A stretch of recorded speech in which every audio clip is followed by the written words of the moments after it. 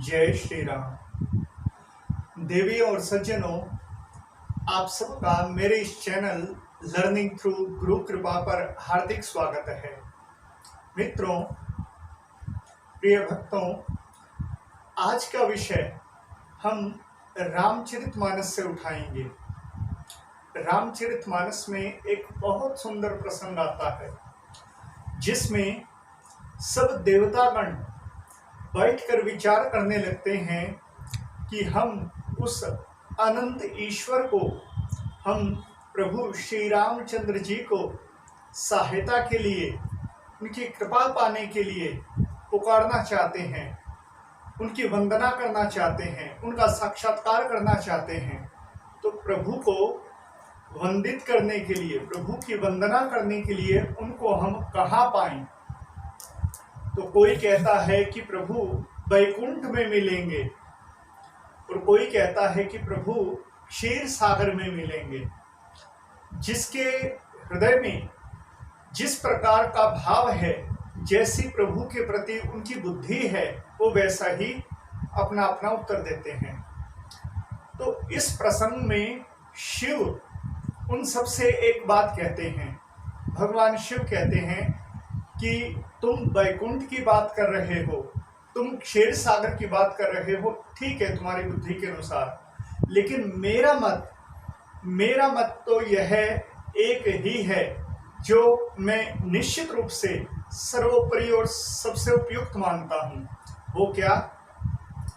तो शिव कहते हैं कि हरि व्यापक सर्वत्र समाना, प्रेम ते प्रभु प्रगटई में जाना, देश काल दिशि विदिशि हुमाही, कहु सो कहाँ जहाँ प्रभु नाही। कि मेरा तो यह निश्चित मत है कि श्री हरि प्रभु श्री रामचंद्र जी सर्वत्र समान रूप से व्याप्त हैं।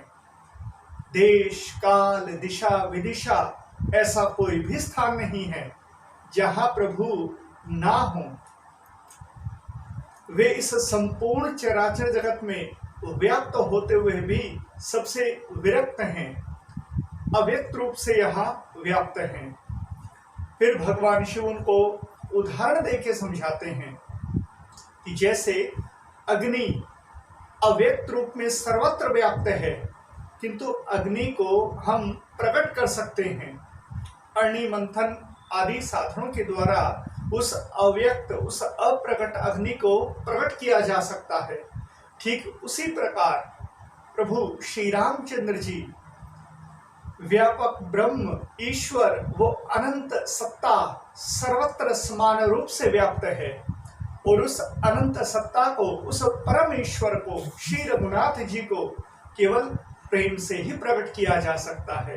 क्योंकि श्री रघुनाथ जी के लिए कहा जाता है कि प्रभु श्री रामचंद्र जी को केवल वो ही प्राप्त कर सकते हैं जिनका प्रभु के चरणों में अनन्य प्रेम हो, जो प्रभु को प्रेम से पुकारते हैं। श्री राम जी उन्हीं के लिए प्रकट होते हैं।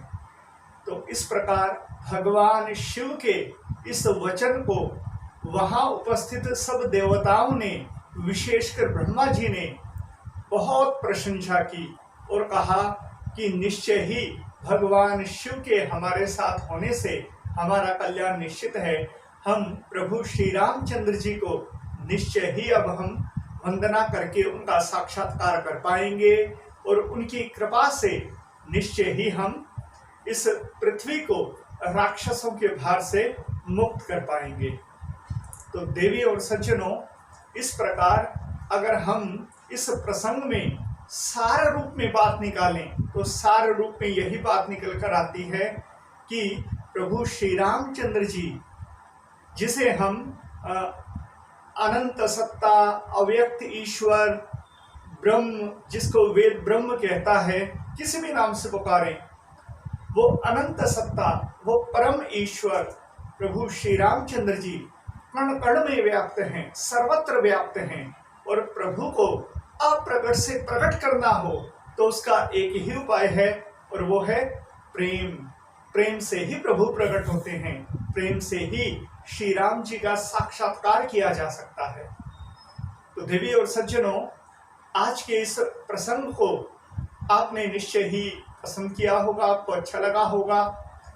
यदि आपको मेरा ये प्रसंग, प्रभु श्री रामचंद्र जी की व्यापकता का ये प्रसंग पसंद आया हो तो कृपया मुझे रिप्लाई कीजिएगा। और किसी भी विषय पर, किसी मोटिवेशनल या किसी भी स्पिरिचुअल विषय पर आपका यदि कोई प्रश्न है तो कृपया उसे कमेंट बॉक्स में मुझसे पूछिएगा। मैं यथाशक्ति आप लोगों को निश्चय ही रिप्लाई करूंगा, उसका उत्तर दूंगा। तो देवियों और सज्जनों, आज के लिए इतना ही। कल हम फिर चर्चा करेंगे। तो आज के लिए मुझे इजाजत दीजिए। जय श्री राम।